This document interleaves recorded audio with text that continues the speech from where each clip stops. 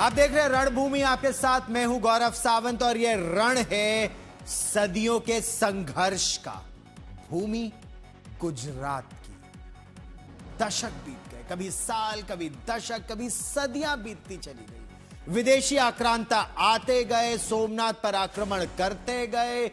जो पौराणिक और धार्मिक पहचान है उसको समाप्त करने की कोशिश करते गए, क्योंकि उनकी कोशिश थी गज़वाए हिंद की, कि हिंदुओं का सर्वनाश कर दिया जाए। हर विदेशी आक्रांता यही चाहता था। लेकिन भारत की पहचान, हिंदुओं की पहचान, कौन इसे नष्ट कर सकता है? कितने प्रयास हुए?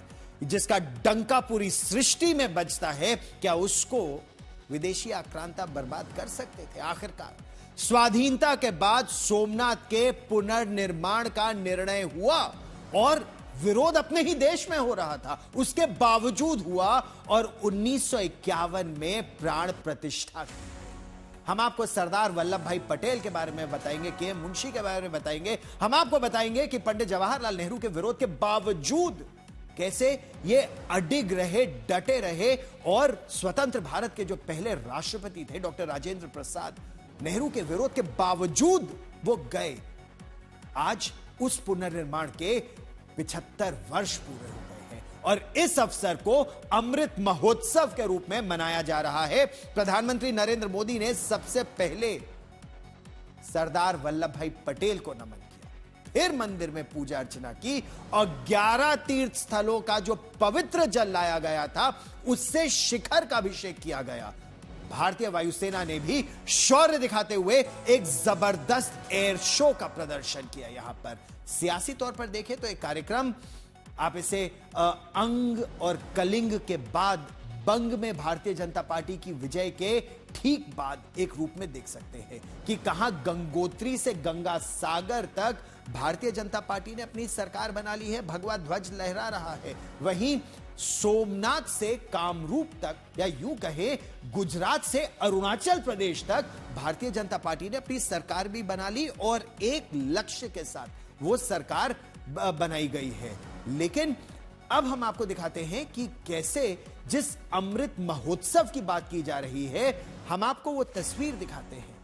पौराणिक एक अलग विचार, धार्मिक और सांस्कृतिक एक अलग विचार और सामरिक शक्ति, क्योंकि अगर आपके पास सामरिक शक्ति नहीं है, सैन्य शक्ति नहीं है, तो फिर विदेशी आक्रांता किसी ना किसी तरह से आपको कमजोर कर ही सकेंगे और भारत के साथ तो ये कई बार हो भी चुका है। लेकिन भारत की सांस्कृतिक, धार्मिक और सामरिक शक्ति और इच्छा शक्ति का जो प्रतीक है सोमनाथ का यह दिव्य भव्य मंदिर, इस महोत्सव को कैसे याद रखा जाएगा, न केवल संघर्ष के लिए बल्कि समर्थ और सामर्थ्य के लिए भी, विरासत के लिए भी और विकास के लिए भी।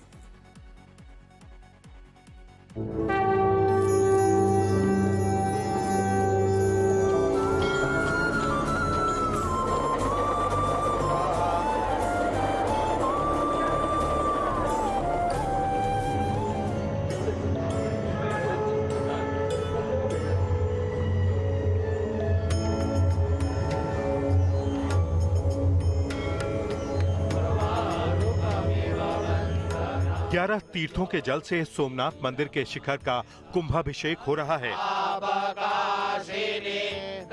शंख गूंज रहे हैं, मंत्रोच्चारण हो रहा है। देश के सम्मान और शौर्य के प्रतीक सोमनाथ मंदिर के शिखर पर पुष्प वर्षा हो रही है।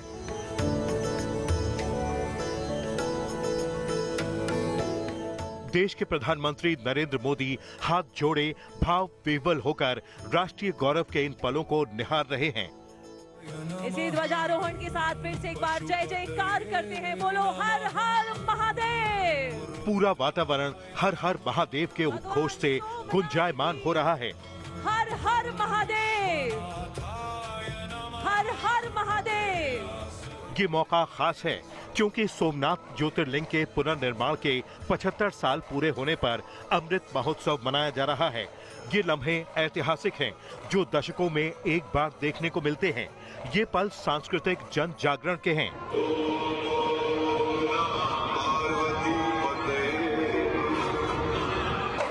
सोमनाथ मंदिर के शिखर के जलाभिषेक के बाद फहराती ये ध्वज पताका जैसे देश की सांस्कृतिक एकता के संदेश का प्रतीक बन रही थी।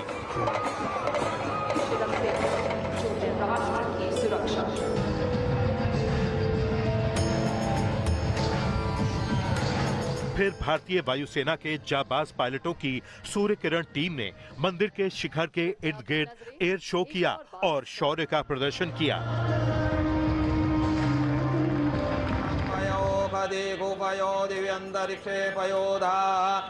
पीएम मोदी ने मंदिर में शिवलिंग के समक्ष विशेष पूजा अर्चना भी की।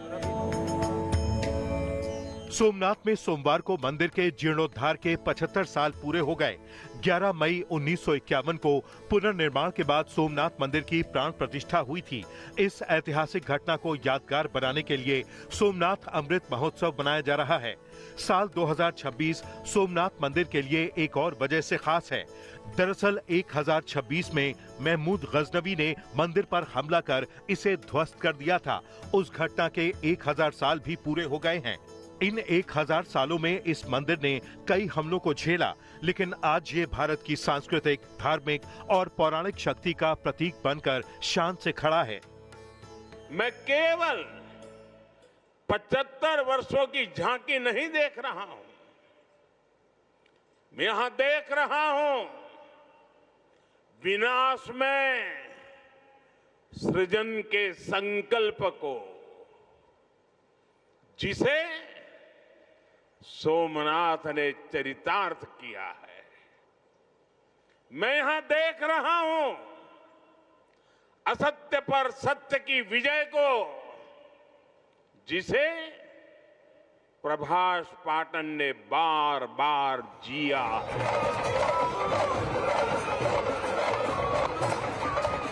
इससे पहले रोड शो करते हुए पीएम नरेंद्र मोदी सोमनाथ मंदिर पहुंचे थे और उन्होंने सरदार वल्लभ भाई पटेल को श्रद्धांजलि भी अर्पित की।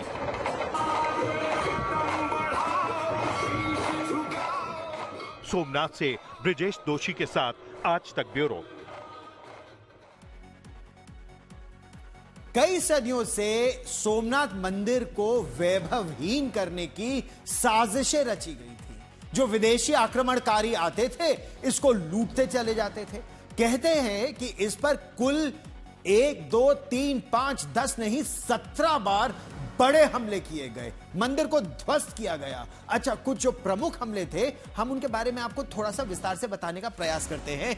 जैसे 725 वर्ष में कॉमन एरा में अल जुनैद ने मंदिर को तोड़ा था और यहां पर लूटपाट की थी। इनको गजवाए हिंद का नारा ऐसा लगता था कि बस यहां पर आकर अगर सोमनाथ को ध्वस्त कर दिया तो आस्था को ध्वस्त कर देंगे और तब धर्मांतरण करने में उनको मदद मिल जाएगी, ऐसा विदेशी आक्रांता सोचा करते थे। फिर 1026 में मंदिर पर पहला सबसे बड़ा हमला किया गया और ऐसे एक के बाद एक हमले होते चले गए। 1026 में हुआ, महमूद जो गजनवी से आया था, उसकी सेना ने सोमनाथ मंदिर पर आक्रमण किया, मंदिर को लूटा।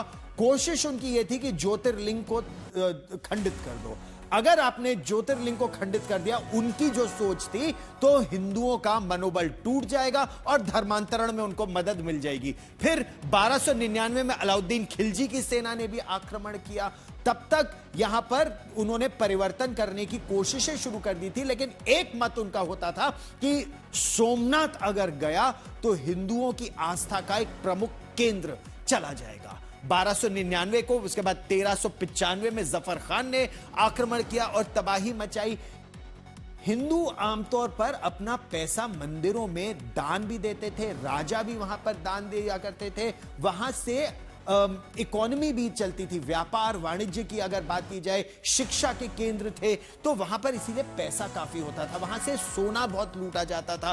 फिर 1451 में गुजरात के जो तत्कालीन सुल्तान जो था महमूद बेगड़ा ने भी इस मंदिर को अपवित्र किया था। वही मंशा थी, लूट लो, पैसा लूट लो, मंदिर को ध्वस्त कर दो और धर्मांतरण कर दो। लेकिन हिंदुओं की आस्था को देखिए, कितनी बार कोशिश की गई, नहीं टूटे, फिर खड़े हुए, फिर मंदिर का पुनर्निर्माण किया और बार बार किया। फिर 1665 में औरंगजेब ने बकायदा फरमान जारी किया। और औरंगजेब की तो क्या बात बताएं आपको, कब कब सोमनाथ, कब काशी विश्वनाथ और कब कटासराज, कहां उसने केशव राय मथुरा में प्रयास किया उसने कि मंदिरों को तोड़ दिया जाए। 1706 में औरंगजेब ने मंदिर को नुकसान पहुंचाया और पूजा बंद कर देने का वहां पर आदेश दिया गया। वो अलग बात है कि 1707 में खुद ही औरंगजेब मर गया जब वो दक्कन में मराठों के खिलाफ अपने युद्ध को आगे बढ़ाने की कोशिश कर रहा था। 1707 में औरंगजेब मारा भी गया। फिर अब क्या कोशिश थी भारतीयों ने जब स्वतंत्रता मिल गई, क्या सोचा? यह सोचा कि भारत के पुनर्निर्माण के लिए एक बार फिर वो जो आपको प्रेरणा चाहिए, सोमनाथ को एक बार फिर से पुनर्जागृत करने की आवश्यकता है। और इसका बीड़ा उठाया सरदार वल्लभ भाई पटेल ने। के मुंशी ने उनका साथ दिया, डॉक्टर राजेंद्र प्रसाद ने उनका साथ दिया, कई लोग एकजुट आए। फिर क्योंकि पंडित नेहरू ने यह विरोध किया था कि सरकारी खजाने का इस्तेमाल ना हो इसके लिए, तो ठीक है, जनता ने इसके लिए बढ़ चढ़कर पैसा दिया। क्यों? क्योंकि एक बार फिर ये जो भगवा ध्वज वहां पर आएगा तो उससे राष्ट्र गौरव एक बार फिर बढ़ेगा, आत्मसम्मान एक बार फिर बढ़ेगा। और कोशिश ये थी कि पहले सोमनाथ, फिर अयोध्या और एक के बाद एक मंदिर फिर बनते चले जाएंगे। प्रधानमंत्री नरेंद्र मोदी ने आज भी अपने भाषण में आक्रमणों का जिक्र किया और कहा कि मंदिर तोड़ने वालों को मालूम नहीं था कि जो हमारा राष्ट्र है उसका जो वैचारिक सामर्थ्य क्या है। हम भौतिक शरीर को तो नश्वर मानने वाले लोग हैं, लेकिन इस शरीर के अंदर जो आत्मा है वो आत्मा अविनाशी है। और शिव, भगवान शिव तो सर्वात्मा है। जब मैं पिछली बार यहां आया था तब मैंने कहा था, जिसके नाम में ही सोम अर्थात अमृत जुड़ा हो उसे नष्ट कौन कर सकता है। इतिहास के लंबे कालखंड में इस मंदिर ने कितने ही आक्रमण झेले। महमूद गजनवी, अलाउद्दीन खिलजी जैसे अनेक आक्रांत आए। लुटेरों ने सोमनाथ मंदिर का वैभव मिटाने का प्रयास किया। वो सोमनाथ को एक भौतिक ढांचा मानकर उससे टकराते रहे। बार बार इस मंदिर को, इस ढांचे को तोड़ा गया। आज का दिन एक और वजह से भी विशेष है। 11 मई 1998 यानी आज के ही दिन देश ने पोखरण में परमाणु परीक्षण किया था।